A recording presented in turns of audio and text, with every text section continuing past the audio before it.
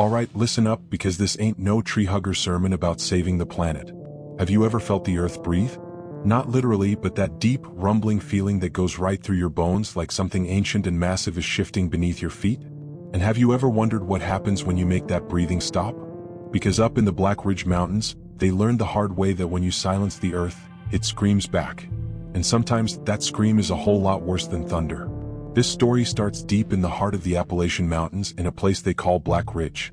Picture steep, forested slopes rising to jagged peaks, ancient rocks jutting out like the bones of the world, valleys shrouded in mist, and the air thick with the scent of pine and damp earth. It's wild country, beautiful and unforgiving, the kind of place that feels untouched by time, or at least it used to. This was Cherokee ancestral land, sacred ground for generations, a place where the spirits of the mountains were said to reside, watching over the land and its people. I'm Ben Carter, park ranger stationed at the Black Ridge National Forest. Grew up in these mountains, know them like the lines on my own hand. I've seen beauty here that'd take your breath away, but I've also felt something else, something deeper, a kind of presence in the old-growth forests and the high wind-swept peaks. It's not something you can put into words, but you feel it, especially if you're quiet and listen. The unusual feature of Black Ridge wasn't just its raw beauty, it was its spirit. The local Cherokee communities, even those relocated further west, still held Black Ridge as a place of profound spiritual significance. They spoke of earth spirits, of mountain guardians, of places within the mountains that were doors to another realm.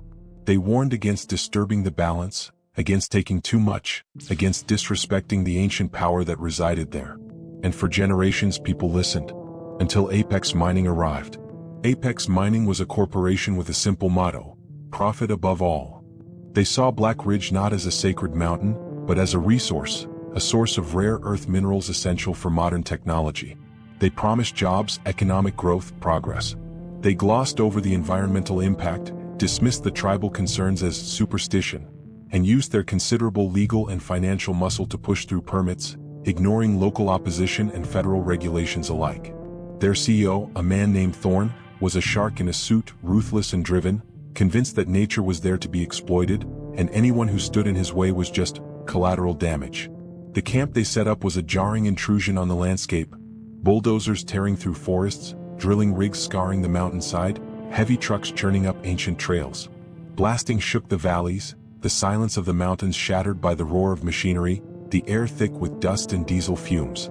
The mountain, it seemed, was already starting to weep, not with water but with scars. The inciting incident wasn't a sudden explosion, but a slow, creeping unease. It started with the water. The springs and streams that flowed from Black Ridge, once crystal clear and life-giving, began to run murky, silty, sometimes even reddish. Local wildlife, deer, bear, even birds, started avoiding the lower slopes of the mountain, moving higher, further away from the mining operation. And then the sounds began. At first it was just whispers. People working near the mine, miners themselves even, started reporting hearing strange sounds on the wind. Whispers, sighs, groans carried on the breeze, especially in the evenings as the sun dipped below the peaks and the shadows lengthened. They dismissed it as the wind playing tricks, the mountain air playing with their ears. But the whispers persisted, growing louder, more insistent, more unsettling. Old Grandmother Willow, a Cherokee elder from a nearby community, came to the park headquarters, her face etched with worry, her eyes filled with a deep sadness. She spoke of the mountain spirits, of their anger, of their pain.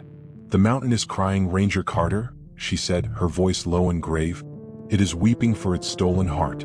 Apex Mining, they are digging too deep, taking too much. They are awakening things they should not disturb." I listened to her, respectfully, politely, but honestly I was skeptical. Mountain spirits? Ancient gods? It sounded like folklore, old wives' tales. I was a park ranger, grounded in science, in reality.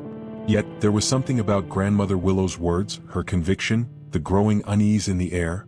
It started to prick at my skepticism. The rising tension began slowly, like a crack in the foundation, widening gradually, imperceptibly at first, then faster, more alarmingly. The whispers turned into groans, deep, resonant sounds that seemed to emanate from the mountain itself, carried on the wind, vibrating through the earth. They weren't just sounds anymore, they were voices. Ancient voices filled with sorrow, with anger, with a growing sense of wrath. The weather around Black Ridge became erratic, unpredictable.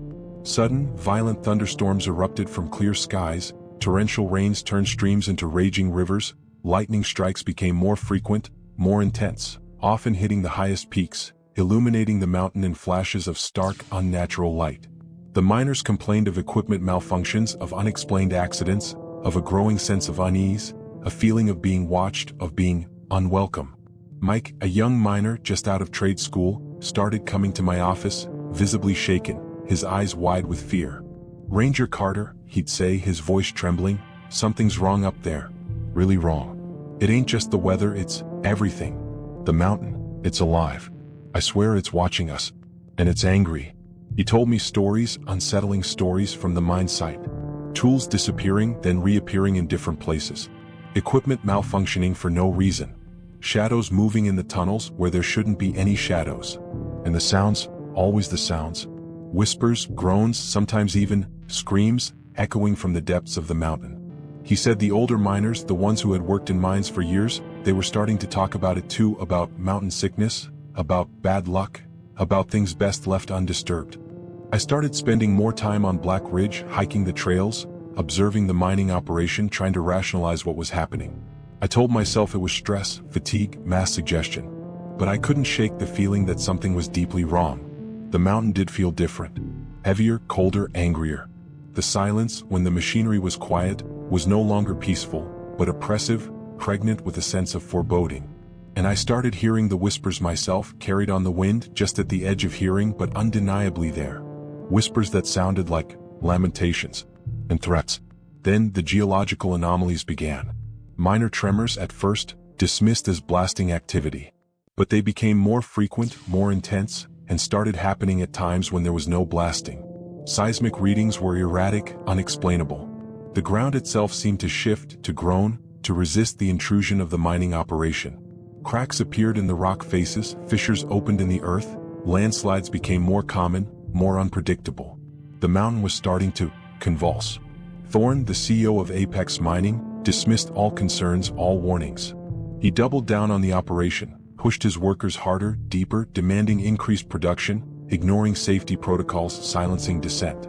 He saw the geological instability not as a warning, but as a challenge, a problem to be overcome with more technology, more explosives, more force.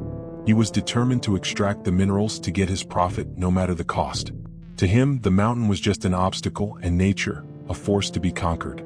Grandmother Willow came to see me again, her face even more drawn, her eyes filled with a deep, ancient sorrow. "They are not listening, Ranger Carter," she said, her voice barely a whisper. "They are deaf to the mountain's pain. They are blind to the spirit's anger. The mountain is weeping, and soon it will rage." She looked at me, her gaze piercing, filled with a desperate plea. "You must warn them, Ranger. You must make them stop. Before it is too late. Before the mountain awakens." The climax arrived on a night of a blood moon, a total lunar eclipse, the moon turning a deep, ominous red in the inky black sky. The wind howled through the mountains, a furious gale, carrying the groans and whispers into a deafening roar. The ground trembled constantly, the tremors growing stronger, more violent. Lightning flashed incessantly, illuminating the mountain in stark, flickering light, revealing cracks and fissures spreading across its face like spiderwebs. The mining camp was in chaos.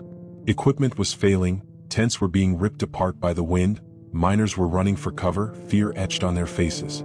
And from deep within the mountain, from the depths of the mine shaft, a sound began to emerge. Not just groans, not just whispers, but a deep, resonant rumbling building in intensity, shaking the very earth, a sound that was both geological and something else. Something ancient, something primal, something alive. The mountain was awakening. Not just in a geological sense, not just shifting rock and tectonic plates, but in a deeper, more terrifying way. The earth spirits were stirring. The mountain guardians were rising. And their wrath was about to be unleashed. The ground beneath the mining camp buckled and cracked, the earth splitting open in gaping fissures, swallowing equipment, tents, trucks whole. A wave of energy, raw and elemental, surged outwards from the mountain, ripping through the mining operation, tearing apart machinery, throwing miners off their feet like rag dolls.